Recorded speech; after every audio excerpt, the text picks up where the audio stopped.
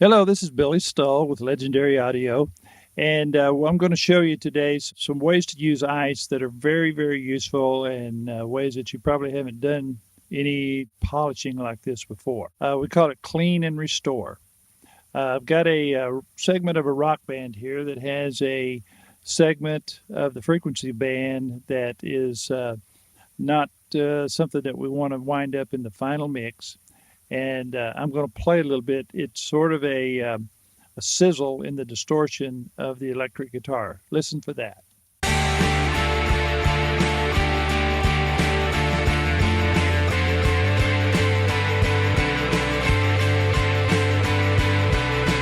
So you hear that sizzle in there, and that's something that we want to try to remove before it gets to mastering and gets more exaggerated.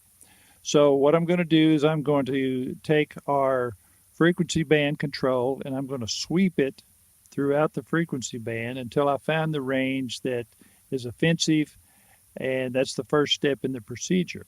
So you put it on monitor, take it off of bypass, put it on monitor, and now you'll hear me sweep through the frequency band trying to find the target that we're trying to, the area that we're trying to make better.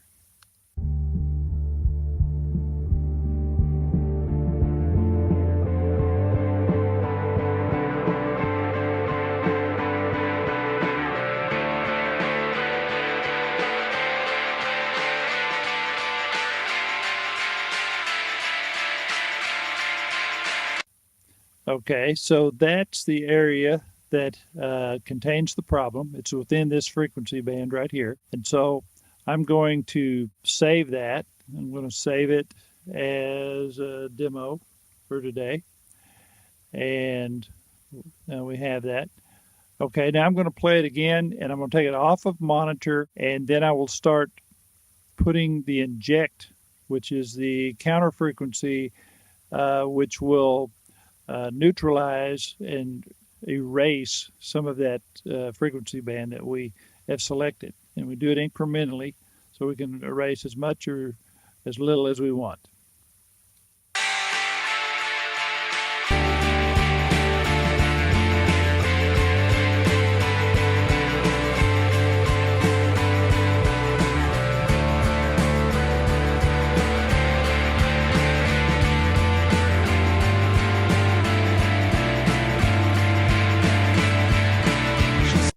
Okay, so you could hear the difference there when I bypassed it.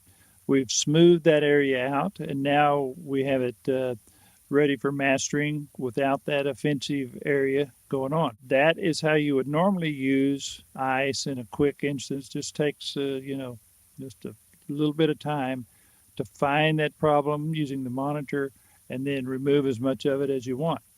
But here's another trick that you can do. If you want to take out more of the distortion, so much that it affects the tone, you can do that and then use a second instance of ICE to boost that frequency back. So you actually remove the distortion, but yet wind up with the same tone that you started or wherever you decide that you want it to land. It gives you two options. You can either ICE it the normal way, or you can ICE it to extreme and then add the tone in. So what I want to do over here, I'm going to go to open and I'm going to go to demo, and that gives us the exact same frequency band on this side as we have over here. We don't have to go set up parameters. It's very, very quick to do it that way. Then I'm going to put it on boost. So now when I play this, I'm going to put more inject in this side, which will clean it up. The first instance cleans it.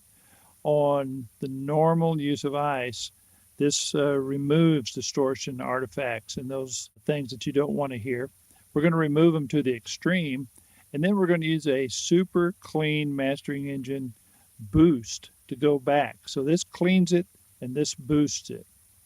So I'm going to bypass over here. Here's what it sounds like.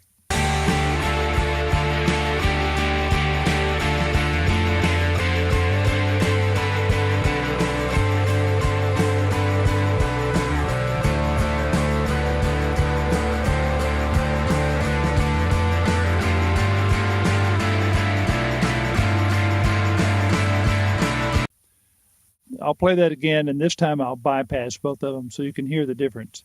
What I did here is I cleaned it up, and on this side, I restored it using boost.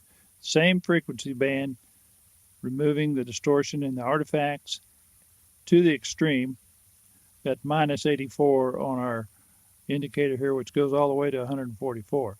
So it's minus 84, and then I can boost it back to whatever tone that I want. Here's the difference again.